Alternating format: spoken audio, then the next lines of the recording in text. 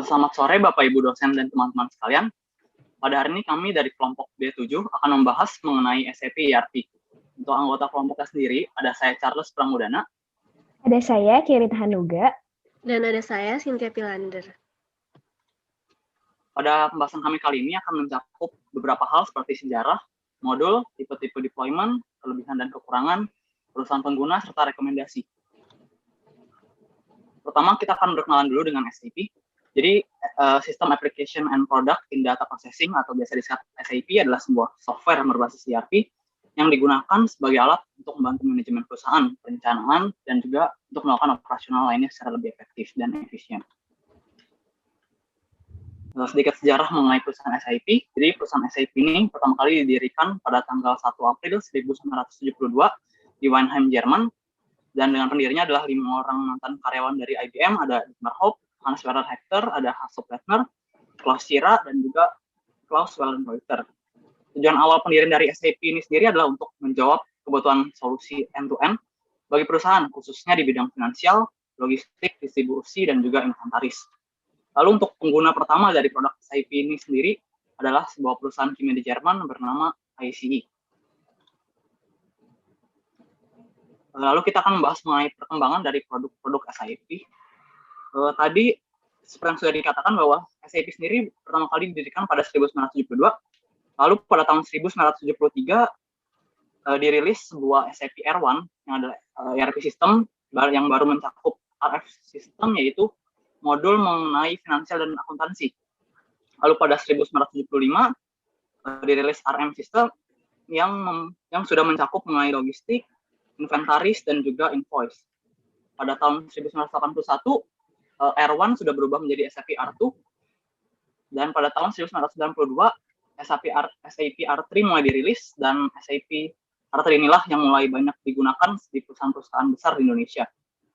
Lalu perkembangan selanjutnya ada pada tahun 2004 dengan dirilisnya SAP ECC, dan 2006 dengan SAP Business One.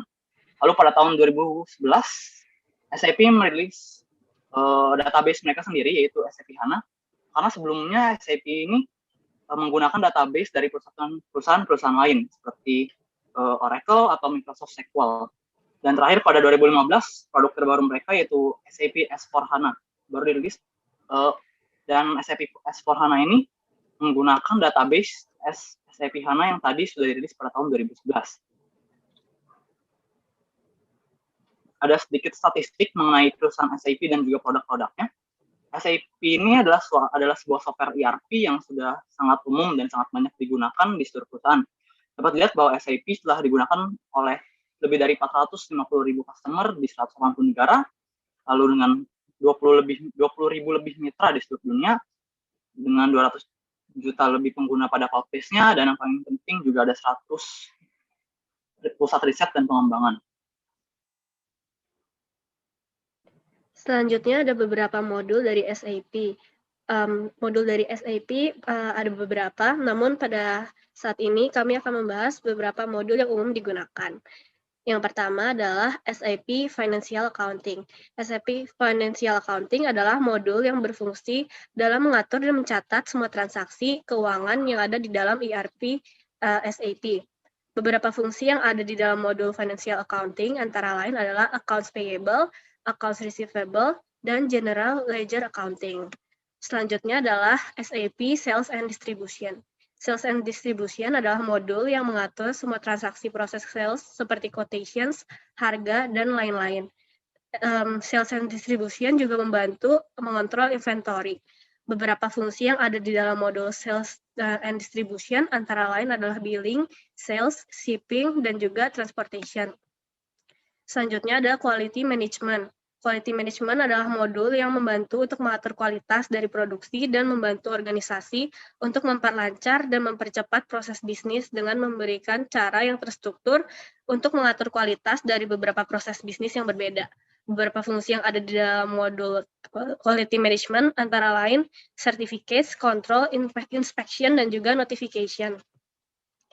Selanjutnya ada Human Capital Management, adalah modul yang meningkatkan work process dan manajemen data di dalam Departemen HR. Semua proses HR yang terjadi di bisnis dapat dicatat dan diatur dengan modul SAP Human Capital Management. Beberapa fungsi yang ada di dalam Human Capital Management antara lain insentif, payroll, personal administration, personal development, personal planning, dan juga recruitment. Selanjutnya ada SAP Controlling. SAP Controlling adalah modul yang mendukung proses pekerjaan pada ERP seperti planning, reporting, monitoring operasi bisnis. Controlling juga berguna untuk mengatur master data yang di dalamnya terdapat beberapa data seperti pengeluaran dan lain-lain.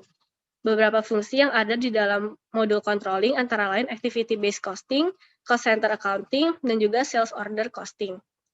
Selanjutnya ada material management. Material management adalah modul yang mengatur material yang diperlukan, sedang diproses, dan juga sudah dibuat menjadi produk di dalam ERP.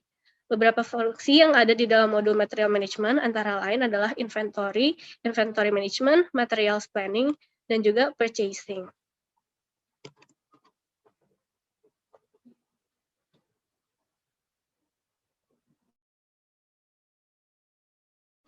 Selanjutnya ada deployment types dari SAP yang dapat dibagi menjadi 4, yaitu on-premise, SaaS, on-premise plus IaaS, dan juga hybrid.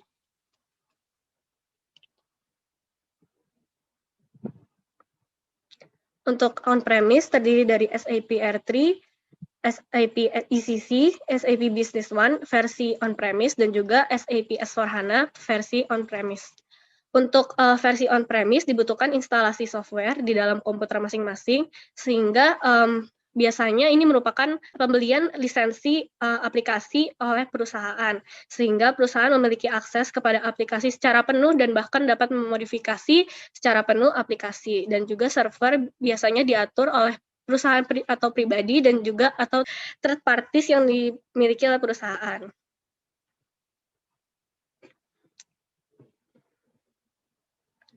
Selanjutnya ada on-premise dan IaaS. Ini dimiliki oleh SAP Business One, SAP S/4HANA yang dimanage by SAP HEC. Infrastructure as a service ini softwarenya dimiliki oleh perusahaan dan juga pembelian lisensi dilakukan oleh perusahaan, sehingga software harus diinstal di dalam komputer perusahaan. Server dan infrastruktur juga disediakan dan diatur oleh SAP, dalam hal ini SAP HEC. Untuk infrastruktur as a service ini karena aplikasi dibeli oleh perusahaan sehingga memberikan kesempatan untuk melakukan modifikasi aplikasi. Selanjutnya ada SaaS. Ini dimiliki oleh SAP Business One, SAP S/4HANA versi public cloud dan juga private cloud. Untuk software as a service ini tidak membutuhkan instalasi dan dapat dibuka dimanapun dan kapanpun selama memiliki akses internet. Oleh karena itu, aplikasi tersebut biasanya tidak dimiliki oleh perusahaan dan perusahaan hanya melakukan langganan setiap periode tertentu. Oleh karena itu, aplikasi tersebut tidak dapat dimodifikasi oleh perusahaan. Update, security, dan juga pengembangan aplikasi menjadi tanggung jawab dari pengembang software. Selanjutnya ada versi hybrid. Versi hybrid ini dimiliki oleh SAP S/4HANA.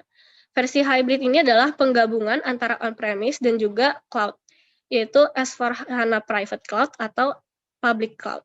Contohnya adalah kantor pusat menggunakan SAP versi on-premise dan kantor cabang menggunakan SAP versi cloud.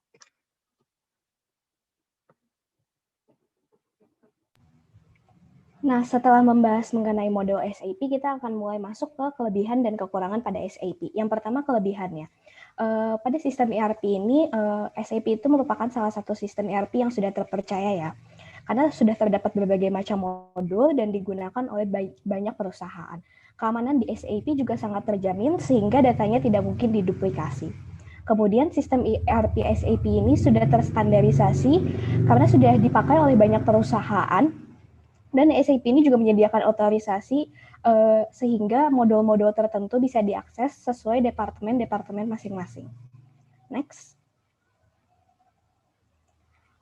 Untuk kekurangan SAP-nya sendiri, tentu kita memerlukan biaya yang cukup besar, karena SAP ini sekali lagi sistem ERP yang sudah terstandarisasi dan paling banyak digunakan, sehingga biaya yang digunakan untuk mengimplementasikan ERP ini sangat besar. Terus tampilan yang digunakan pada SAP ini cukup rumit, sedikit kompleks, dan harus adanya sumber daya manusia yang berkualitas sehingga paham dalam mengimplementasikan sistem ERP SAP. Karena kita tahu bahwa sistem ERP SAP ini tampilan UI UX-nya mungkin sedikit kompleks dibanding sistem ERP yang lain. Next.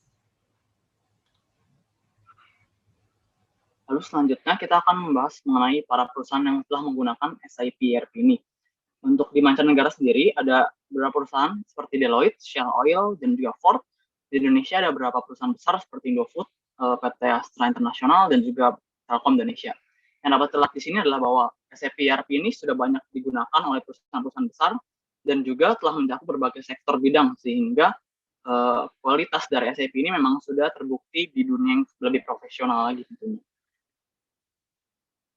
Lalu selanjutnya kita akan membahas mengenai implementasi dari SAP dalam PT Indofood CBP. Sebelumnya kita akan membahas dulu PT Indofood CBP ini adalah sebuah perusahaan produksi mie instan terbesar di dunia yang brandnya sudah sangat terkenal sekali dan juga ada beberapa varian produknya seperti snack, tumuk penyedap, dan juga beberapa soft drink. Dalam pengimplementasian ERP sendiri, PT Indofood CBP ini memiliki 3 kriteria yaitu reliability, scalability, dan juga kemudahan manajemennya. Dan pada akhirnya PT Indofood CBP memilih SAP R3 sebagai solusi utama mereka. Lalu ada juga SAP APO yang untuk membantu supply chain management mereka. Ada My SAP Business Intelligence untuk pengambilan keputusan berdasarkan data-data yang ada. Dan juga ada SAP Business Information Warehouse. Nah, dari pengimplementasian SAP ini didapatkan manfaat-manfaat bagi perusahaan, diantaranya untuk meningkatkan penjualan mereka, meningkatkan efisiensi biaya, mengurangi biaya administrasi, meningkatkan akurasi, dan juga membantu mengatur manajemen waktu, dan yang pasti adalah meningkatkan efisiensi dari manajemen data mereka.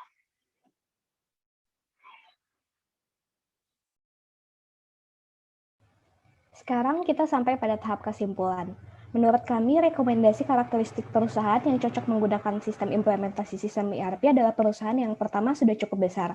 Karena sekali lagi sistem ERP ini merupakan sistem yang cukup kompleks. Jadi pengimplementasiannya juga harus menggunakan sumber daya manusia yang mungkin sudah paham mengenai sistem tersebut.